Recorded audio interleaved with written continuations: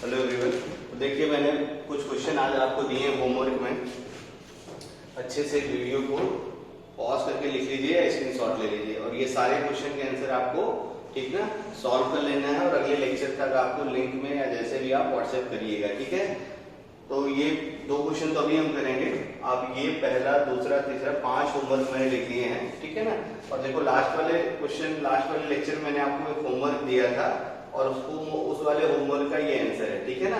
तो उसका जो एम्पिरिकल फार्मूला है C4H3O2 और जो उसका मॉलिक्यूलर फार्मूला है C8H6O4। जो लोग सॉल्व कर लिए हैं बहुत अच्छी बात है, जो लोग नहीं किए हैं ठीक है ना, उसका आंसर मैंने दे दिया। अब एक बार और ट्राई करिएगा और अगला लेक्चर अपना ये होमवर्क पे ही न्यूमेरिकल डिस्कस करेंगे और जो है स्टोइकियोमेट्री के और सारे टाइप के प्रॉब्लम हम लोग देखेंगे, ठीक है।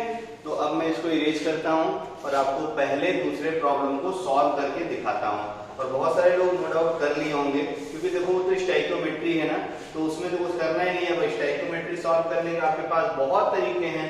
चाहो तो POAC लगाओ, चाहो तो जो आप ना अपना स्टोइकियोमेट्री का ओरिजिनल मेथड लगा दो। ओरिजिनल मतलब वही वाला बच्चों वाला जो आपने सीखा था ना, 4 आम के इतने, 5 आम के इतने, 1 आम का कितना, वैसे मोल वाला भी था है ना। इधर देखते हैं हम लोग पहला वाला क्वेश्चन। ध्यान से देखना, कुछ मिटाऊंगा नहीं, क्वेश्चन आप सब तक लिखते रहिएगा वीडियो पॉज करके, है ना। देखिए what volume of hydrogen at H2P needed, ठीक है। इतना ग्राम क्या है तुम्हारे पास, MnO2 है, तो MnO2 है ना। और इसको देखो क्या कर रहा है कि नीडेड टू रिड्यूस, क्या कराना है इसको, रिड्यूस। तो तुम्हें अच्छे से पता है रिडक्शन में क्या होता है, हाइड्रोजन से रिएक्शन, और ऑक्सीडेशन में क्या होता है, जो है ऑक्सीजन से रिएक्शन। तो हाइड्रोजन से रिएक्शन होगा। अब हाइड्रोजन कहीं भी जाएगा तो हाइड्रोजन को क्या पसंद है, हाइड्रोजन को ऑक्सीजन पसंद है। तो हाइड्रोजन क्या करेगा, ऑक्सीजन पूरे पूरे खा जाएगा, ठीक है ना। और प्लस देखो ध्यान से क्या होगा कि Mn तुम्हारा देखो रिड्यूस हो गया, पूरे ऑक्सीजन यहाँ से बाहर कर दो। अब देखो यहाँ पे ऑक्सीजन के एटम 2 हैं, यहाँ ऑक्सीजन कितना है, एक ही एटम है। तो हम लोग यहाँ पे 2 से मल्टीप्लाई कर दें। 2 से अगर मल्टीप्लाई कर दें तो ऑक्सीजन पूरी खत्म हो गई, हाइड्रोजन हो गया 4। तो यहाँ भी 2 से मल्टीप्लाई कर दो। रिएक्शन देखो बैलेंस हो गई। अब रिएक्शन बैलेंस हो गई तो जो मन करे वो मेथड लगा दो, आंसर आ जाएगा, ठीक है ना। तो आप इसको घर पे कर लीजिएगा। इसका जो आंसर आएगा वो आ जाएगा तुम्हारा जो है 17.92 लीटर, ठीक है ना। कितना आया है, 17.92 लीटर। मैच कर लीजिएगा, ठीक है ना, समझ में आ गया होगा, ठीक है। अब मैं थोड़ा इरेज करता हूँ, फिर आपको दूसरी वाली प्रॉब्लम को सॉल्व करके दिखाता हूँ, ठीक है। तो अब देखो दूसरे वाले प्रॉब्लम में थोड़ा सा जगह ज्यादा चाहिए, इसमें दोनों मेथड से मैं करके तुम्हें दिखाता हूँ।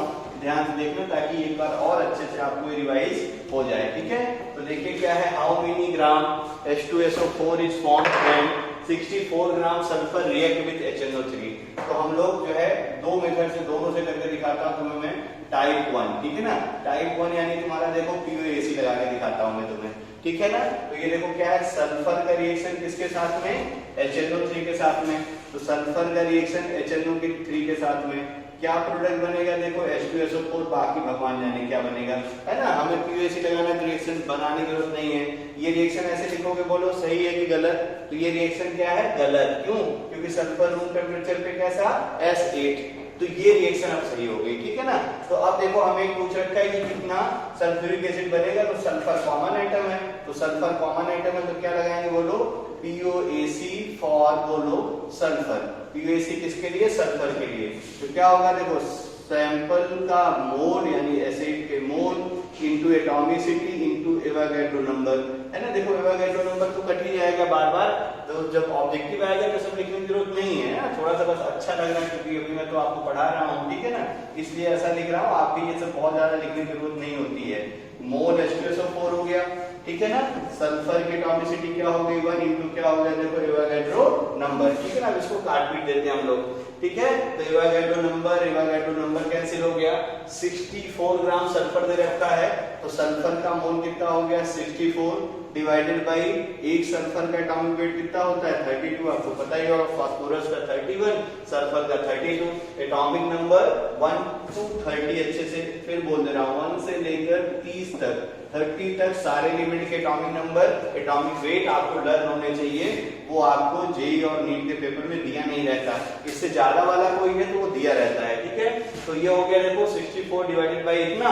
अब मोल H2SO4, फिर वही कहानी, कितना H2SO4 जो है, अच्छा ये जो जो है कितना बनेगा ये पूछ रखा है।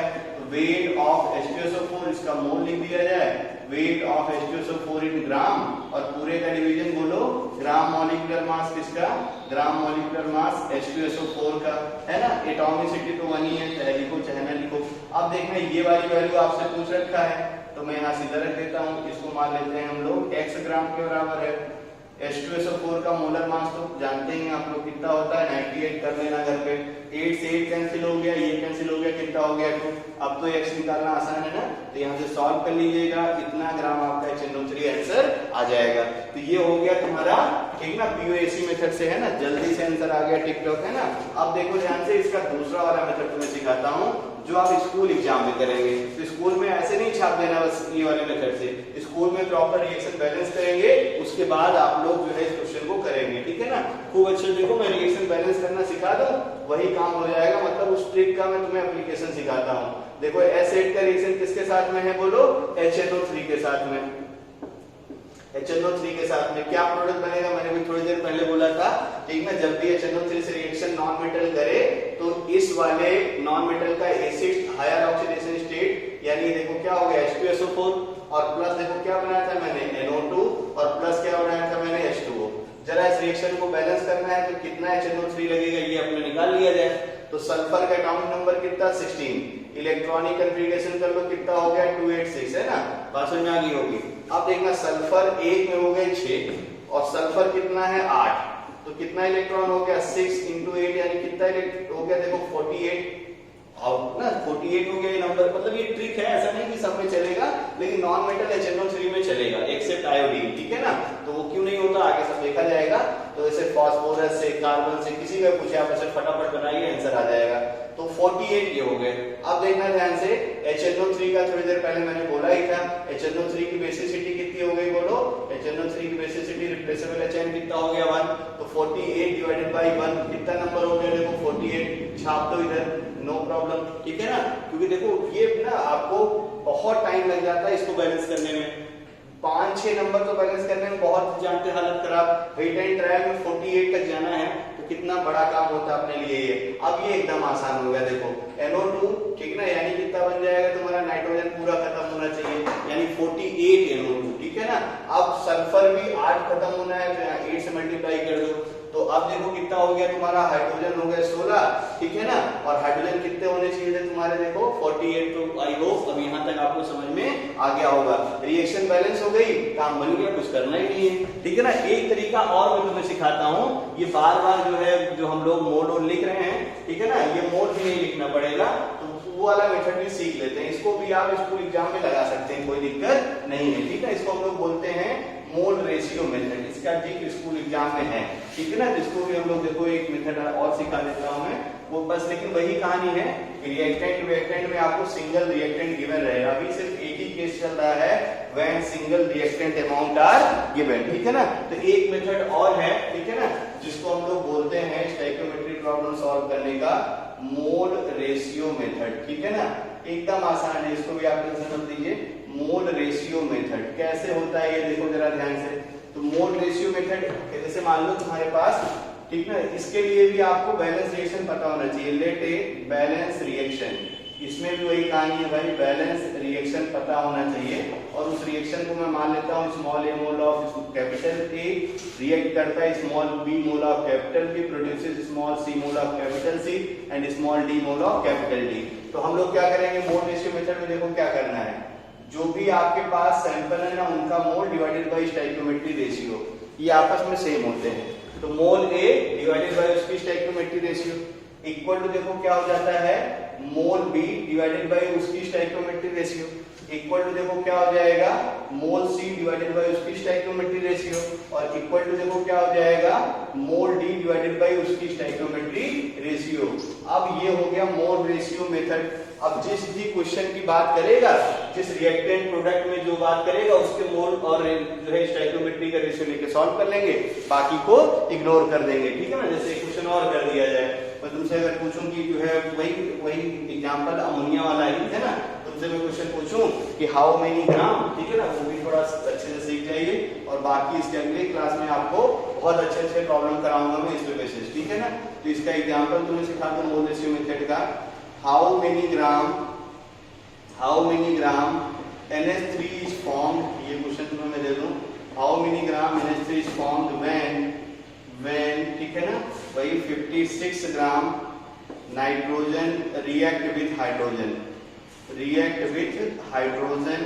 Eight HTP। आंसर तब तक याद हो गया होगा आपको, ठीक है ना। तो 68 ग्राम आएगा, लेकिन तुम्हें मेथड सिखा रहा हूं इसलिए इसको देख लीजिए ध्यान से कैसे ये मेथड लगाएंगे।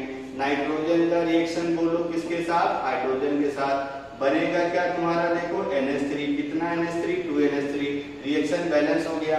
इस मोल रेशियो मेथड क्या बोलता है, नाइट्रोजन का मोल इसकी स्टोइकियोमेट्री इक्वल टू क्या हो जाएगा, हाइड्रोजन का मोल डिवाइडेड बाय इसकी स्टोइकियोमेट्री इक्वल टू क्या हो जाएगा, बोलो अमोनिया का मोल डिवाइडेड बाय इसकी स्टोइकियोमेट्री।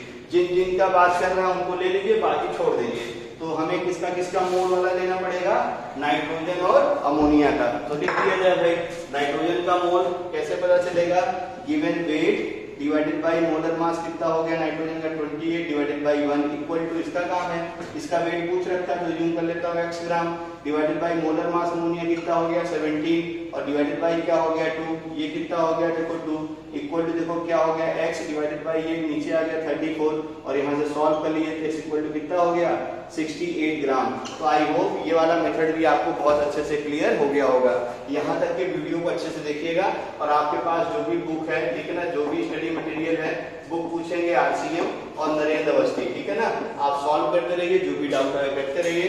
बाकी जो है जो भी वीडियो रहता है उसके लिंक में आप जाएंगे तो उसके लिंक में आपको बहुत सारी DPP मिल जाएगी, ठीक है ना, ढेर सारी कोचिंग के भी और अपनी भी, ठीक है ना। Thank you.